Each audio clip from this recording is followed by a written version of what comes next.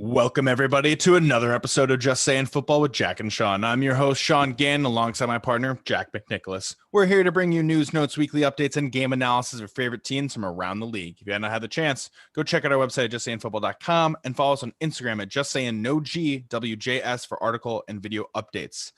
The draft is now over. The 2021 draft is done. It's finished. We are now on the Monday, May the 3rd, soon to be May the 4th, the best day of the entire year, thanks to Star Wars.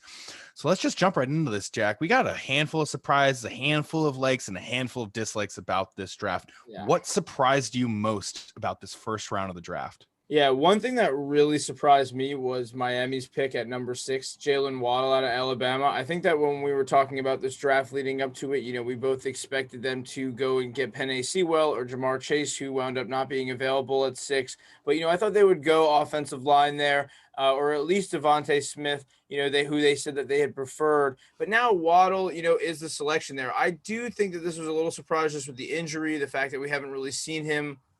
It is tough. I love him as an athlete. His 21 yards per catch last year is a huge upside.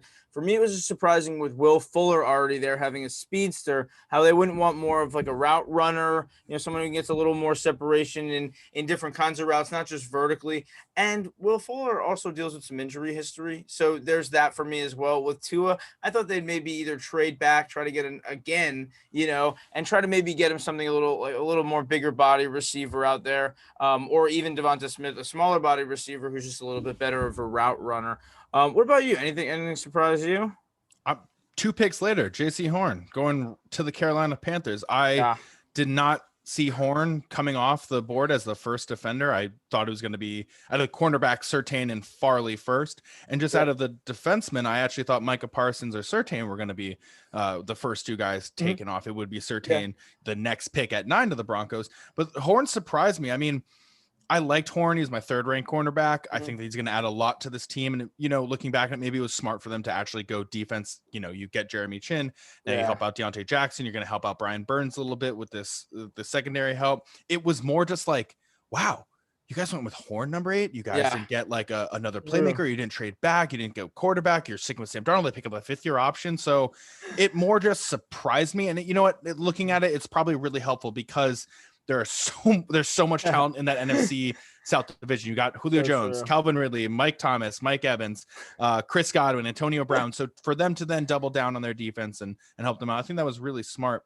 And just, I got another one, man. The Eagles and Cowboys trade in that first round. And it's not because it was a trade in the first round. It's because these are like NFC East rivals who hate each other, like to the core, from upper management all the way down to fan base. So for them to make this trade just absolutely shocked me. When the trade occurred, I was like, okay, well, they're trading back with literally any other team in the NFL. No, it's the Eagles. And it really threw me off. That surprised me. I was sitting down on my couch watching, and I was like, the Eagles and the Cowboys traded? What? It really threw me off. It threw me off because I knew that the Giants were in a good spot there with Devonta Smith, and then you see the Cowboys move back from 10 to 12, and you see the Eagles move up like that. That surprised me as well. I'm happy that that those guys were able to hang out there for a second, but at the Giants' expense, definitely a big surprise. One other thing I want to bring up, one surprise for me really was with the Saints, the NFC South rivals. They were trying to go and get their defense, but I think that they made a little bit of a mistake here, in my opinion. Not to put down Peyton Turner, I just think that what they needed here more was like a versatile linebacker. I had them fitting in with Jamin Davis, who got picked already, or Jeremiah Owusu-Koramoah, who was still on the board. They Azeez Ojulari was still on the board. They had a lot of different options there, and they really did reach, I think, for this pick. They wanted somebody that was the same kind of body as Marcus Davenport, who they traded up for a couple of years ago and hasn't really been super productive. I just don't think this guy was really the best fit for them. And it kind of shocked me with all the other defensive players on the board that the Saints didn't really, make the right pick in my opinion. No, I like that. And I also think an argument can be made, like they didn't even pick up a playmaker at the wide receiver position. Yeah, or Elijah Moore still on the board. Yeah, and that could have been. I mean, even Rondale Moore also. Like there were some guys that you still could have picked. Terrence Marshall Jr. Like there were some guys that they still could have picked up there. So I think you're absolutely right to reach on something like that. And you saw Jason Owa, who would go the next pick to the Ravens. Like they could have maybe gone a topper tier edge rusher almost. Moving on, I do have to admit I have a favorite. I got some favorite draft day moves, man. Tell me. Let them know. I got to give some credit to a team in my division that, I don't like to give credit to teams in my division, but Bears. Oh, thank you. Good job. I thought that was a brilliant move for them to move up to Fields at number 11. I was sitting there again. I'm watching the TV and I'm thinking, wow, Fields is falling. I bet the Vikings at 14. Yeah, probably going to take him because that's what I would do. And reports have come out today, Monday the 3rd, that the Vikings were going to. And Chicago jumped it. They decided to give up a first-round pick to your New York Giants for 2022, which I thought was the right move. Definitely. To move up there, you're going to have to give up a lot. No team's just going to let you take that position easily when the Bears are a little bit desperate for that spot. They get Fields. They got their future quarterback for the first time in what feels like maybe since like the Jay Cutler era almost, where they're going to have their franchise guy. I think Fields was number 2 quarterback of this draft. I think the Bears fans are really happy. You're saying, okay, this is nice when we move up in the draft and we're not getting a Trubisky kind of guy. Definitely. From the Bears, I think there's a lot to be happy about. And in the second round, you get Tevin Jenkins to help out your offensive line, which in turn is going to help out Fields and Andy Dalton and David Montgomery. And hopefully with drafting Fields, Allen Robinson feels like I want to stay here now for the future. I actually have my quarterback and he's here. So Bears fans be happy. Chicago Bears, Ryan Pace, Matt Nagy, kudos to you. That was a great pickup. I thought that was brilliant. For me, I'm talking about somebody falling all the way down. A guy, Caleb Farley, who we've been really huge on, falling down to the Titans at 22. We knew in the mock draft that he was going to drop, but me and you didn't have him going past 21 to the Colts. He goes right there at 22. I thought this was perfect. They got rid of Casey Hayward after trading for him last season. And, I got to say, this was my favorite move. They needed a weapon there, but they took the best player available initiative.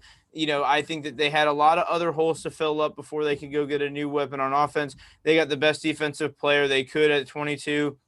And, your Vikings were able to, they were worried that the Titans would go and steal an offensive lineman, but with Fairley falling right into the lap, you guys were able to do that. Yeah, we looked out. We got his teammate at Virginia Tech and Christian Darrisaw, and I'm really looking forward to that. Yeah, people are saying it's a steal of the draft.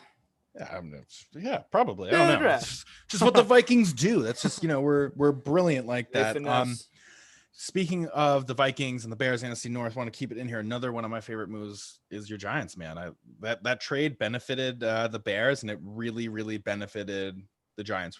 I think whenever you are able in a draft to to get a playmaker for your offense that you guys needed and wanted. I think you guys wanted Smith originally. The Eagles trade up. You guys don't get Smith. So what do you guys decide to do? You're calling up. You guys want to give us a first round to get your quarterback? Bet we'll drop back to 20 and we'll go get Kadarius Toney, who's still a great playmaker and help out our team. We're going to double down and get Alojuari in the second round to help out our defense. And we're going to have a future first round pick. I think whenever you're able to walk into a draft and walk away with more picks for the future, especially a first rounder, always great. And the main reason why the Bears drafted so late this year was because of the 7th seed that they allowed. So you're kind of hoping now that a little bit of uncertainty with the Bears, and maybe the Vikings are going to play a little bit better. And if Aaron Rodgers sticks around, that maybe they won't be at the 20 mark, and maybe you guys can nab a top 15 pick. Definitely. The Giants are going to look back at this draft and say, "Oh hell yeah! I can't believe we lucked away with that one. Can't believe we got 2 first-round picks for 2022."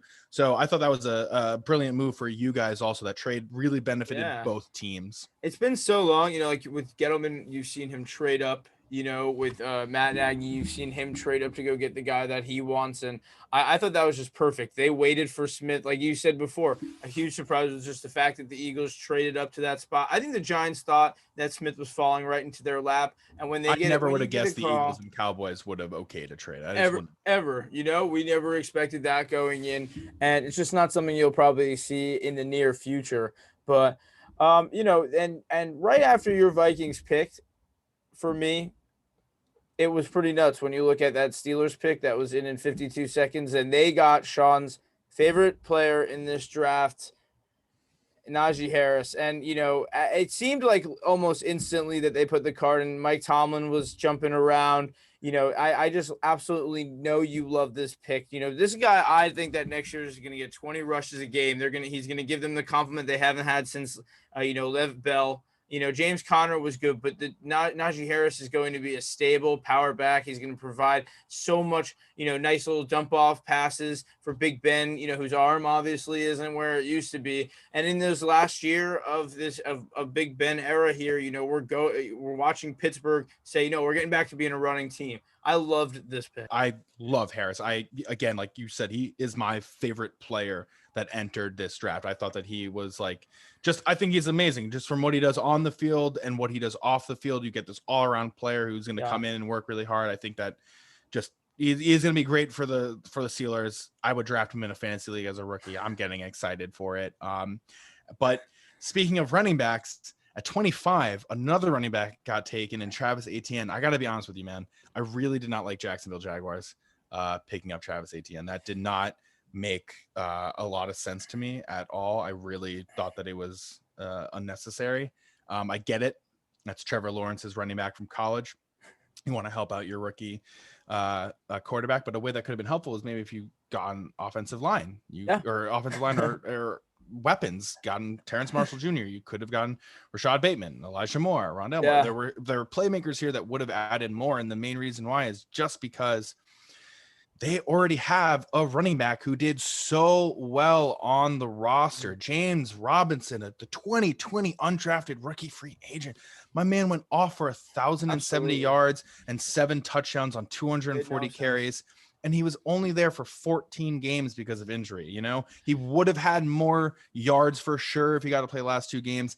And it just really, really threw me off why they decided to get Etienne. It's not that he's not talented. I'm not coming at his talent. I'm not saying he's not a great playmaker.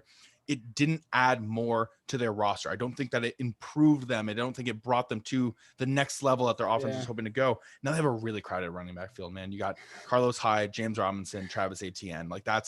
It's too much. I got to admit, this was not my favorite move from a team in the draft. It just didn't make sense to me. There was no reason for them to have gone to running back, and it really bothered me. I would have loved to see them take advantage, like you said, of any of the weapons in this class or any of the offensive linemen in this class. This defensive line could have been helpful. Absolutely. And that there are a lot of these moves where you look at it and they may have just gotten really comfortable with him in the off season, while they were so familiar with Trevor, but it doesn't really bode well for James Robinson going forward. With fantasy, this hurts both him and Etienne's fantasy going forward.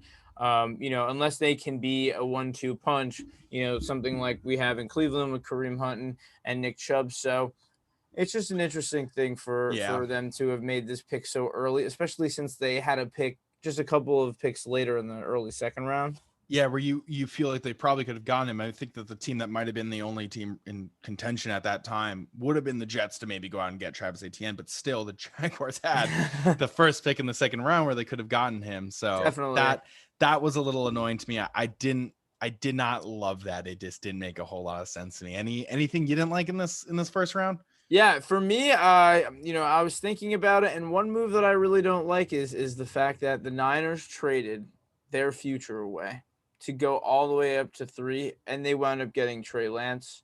I think that Trey is going to have a great career, and he has a high ceiling, but they really do want to move on from Jimmy Garoppolo there, and they are looking to, do that as soon as possible. And I think that with somebody like Justin Fields or even Mac Jones, who, are better, calling their own plays at the line than Trey Lance's, as well as the fact that they have a little bit better accuracy, a little more upside. They were doing tape on them, but apparently John Lynch said in the last couple of moments that he despite what the front staff wanted, he picked Trey Lance. For me, I think it's just a little bit tough. He's a young guy. He's going to need a good mentor. If you're going to get rid of the one guy who you've had at a quarterback for the last couple of years, I think it's going to be a tough scenario. And that the 3 first-round picks is a lot for me. I believe that there is a scenario where Trey Lance could have fallen to that 12 spot, looking at where they were earlier before they traded with the Philadelphia Eagles.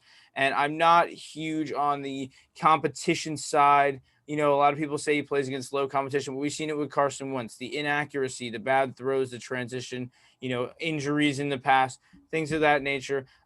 I just don't really like them gambling their entire future at the end of the day. Yeah, I know. And I think when you have a guy like Justin Fields, who again, I think was the clear number 2 quarterback there and available at 3, and they opted not to go that way. And then you look, Fields fell and then Jones also fell. Like, it kind of makes you think, if they weren't there at 3, couldn't they still have gotten Lance, Jones, or Fields there at 12 at the time, just given how the draft went down? That's one of those things that sucks about the draft. When you make a trade like that, you don't know what's going to happen. And it's at the very early stages of it. It's looking like in the future it could bite them in the ass. So you're hoping, as Kyle Shanahan and John Lynch, that he is your franchise guy, worth the number 3 pick, and then proves it and goes out, wins some games, makes it to the playoffs. He'll probably get a year to sit. He hasn't played football since 2019, a full season. So it's been a while. You got to get him back in and ready. And yes, so I agree with you. I definitely agree with you. I think it was a lot to give up. Yeah, I mean, 3 first-round picks. Like, the next time that they will be picking, will be 2024 in the first round. This is a big gamble. They have weapons in place, which is good for me. They have the defense. They have Ayuk, and they have Deebo Samuel. They have George Kittle and Raheem Mostert. They have a good team. It's just with a raw prospect, you better have that, because it's a developmental battle now. Is there anything else you didn't like in the first round? Look, I love that Aaron Rodgers wants out of Green Bay. Don't get me wrong. I'm praying that he is gone every single day, and he wants to just leave. Okay. He's been just destroying me for years and hurting my feelings all the time, and I don't love it. I respect him as the player and the Jeopardy host, of which he is great at both, but I don't like it at my expense anymore. So I'm ready for him to move on to that other team. So that being said, I did not appreciate what Green Bay did. Look, Stokes is a great player, and I totally get why you did it. Kevin King working alongside Jair Alexander was not great. Kevin King gave up the big touchdown against Scotty Miller. Wasn't really there throughout the season. It felt like you got Jair Alexander, you have a good secondary, and Darnell Savage there, but there was no real cornerback 2 for that team. So I totally get why you went Eric Stokes. And when you look at it from a team perspective, that was the smart move. That's what's going to help out the team the most. However, when you have your reigning MVP complaining about the team and doesn't want to be a part of it, and you didn't get a weapon last year and you opted for a first-round quarterback, and then you don't get him an Elijah Moore or a Rondale Moore this year, and I like that they got Amari Rodgers in the later round, but I think they could have gotten him a weapon earlier that would have appeased and said, hey, Rodgers, we're putting you first because we know that you are everything to this team. And history has shown that when Rodgers goes down, no matter how good this team's roster is, their play drops dramatically. When he's broken the collarbone against the Bears, when he's broken the collarbone against the Vikings, their play drops. So to me, I would have appeased my MVP quarterback, who I know would take me to the promised land if we can just get through the NFC Championship game. Maybe if he had some more wide receivers, that would have helped. So it bothered me. And I'm saying this as a Vikings fan. Of course, I want Aaron Rodgers gone. Of course, I don't want to deal with him anymore. I don't want him in the NFC North, but I'm pissed. And I'd be pissed if I was him that they did nothing to help me out, nothing to show that they want me to stay. And now reports are coming out that he wants a GM gone or he's not returning. He's telling teammates he's not coming back. And I think that a lot of this has to do, and it stems back from that 2019. And you wonder, what if we didn't draft a quarterback? What if we got him a wide receiver? What if we got him a Justin Jefferson instead at that time? All those what ifs are now beginning to come into play. What if you did this in 2020? Then it's going to be, what if you did this in 2021? Now you're seeing the situation, I think, is in Green Bay, where you're like, I don't really know if he's going to be around. And if he's not, what does that mean for our team going forward? Because again, when he's gone, the team just doesn't do well. So I really was disappointed in the Packers, and I would have appeased my quarterback at that time.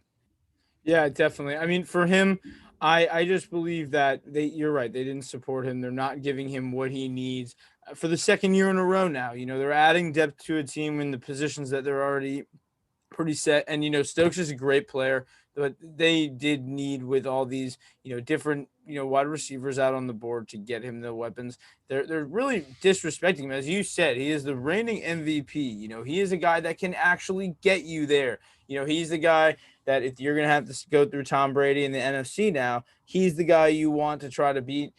It was tough to see them throughout the draft not give him that. That is definitely something you gotta hate. I agree that has to be something that you just have to hate to see that they're not supporting him, and he's being vocal about it. Yeah, and again, Stokes is super helpful for the team as a whole, but I genuinely think that when you have a guy like Aaron Rodgers and you just have that talent on your roster, and there's been no sense of decline in his play over the last couple of years. It's looking like he could still play 4 or 5 more years easily. I would have just appeased him at the time. It just, to me, it's the logical thing to do. And I understand, to me, Rodgers is that team. So when you kind of put him first in a way, you're putting that team first, and I was upset for him, and I'm a Vikings fan and I want him gone. I'm upset for him. Go to Denver, please. Come to Minnesota if you want. Take Cousins. We'll give you Cousins. We'll do that. That's happy. Do the Brett Favre. Let's do this. Swap out. Any picks you think that a team should have made before we head out? Yeah, nothing too pretty, but I mean, Alex Leatherwood for me, I think everybody was shocked by the Raiders pick, as we always are, and we expect it to be. But we were talking before about how you guys had Christian Darrisaw fall right into your lap, and essentially what we have with that is Alex Leatherwood is selecting. He being in that, he's being in a mock draft. It's like he said, I'm trying to pick it up. He was able to, get this first round grade on him being in this position. It's exactly what the Raiders needed, but they had better players on the board and they would have filled plenty of spots. And I really want to see how this affects Josh Jacobs and Kenyon Drake in the run game. It looks like they're looking to, switch into that, take a little pressure off of Derek Carr. This is a great pick. He's a great kid. He had a great, career at Alabama, but I thought that they could have done something a little more electric and got him in the second round. Not many people had him graded this high, but the Raiders are always going to do what they want to do. Yeah, they always get the players that they like. They never go with the players that you think they should go with. Mike Mayock and John Gruden made that very clear when they went Celine Farrell at number 4 just a couple of years ago. They went after the guy that they thought that they really liked the most. So I get that, but I definitely agree. That was a surprise. Didn't make a lot of sense to me. And your new guy, Christian Darrisaw, still on the board. Yeah, and I think most people would agree in terms of offensive tackles in the draft, or just not offensive linemen, just specific the tackle position. The 1, 2, 3 was Sewell, Slater, Darrisaw. Yeah. So for them to have gone Leatherwood it was unusual. Raiders do what the Raiders are going to do and what they want to do. That's what they showed us, which is that's like the only explanation. Is just the Raiders. They're gonna live their life and do what they want to do, and I respect that. That's the Raider way. Thank you everyone for tuning in. Thank you everyone for watching. Hopefully everyone enjoyed the 2021 NFL draft. I don't know about Jack, but I feel like every team kind of walked away absolutely happy and like they got everyone that they wanted. So yeah, I feel like everybody had a great draft. It was like all the trades. We didn't get too many trades as we expected, but both of our teams walked away with a little more than they had at the beginning of the day and a couple of ballers, and I am not mad about it. No, I love it. But everybody, thank you so much again for watching the post-draft reactions video over here. Check us out on YouTube and justsayingfootball.com, and check us out on Instagram for all your updates. Just saying no GWJS. Thank you for watching. Thank you.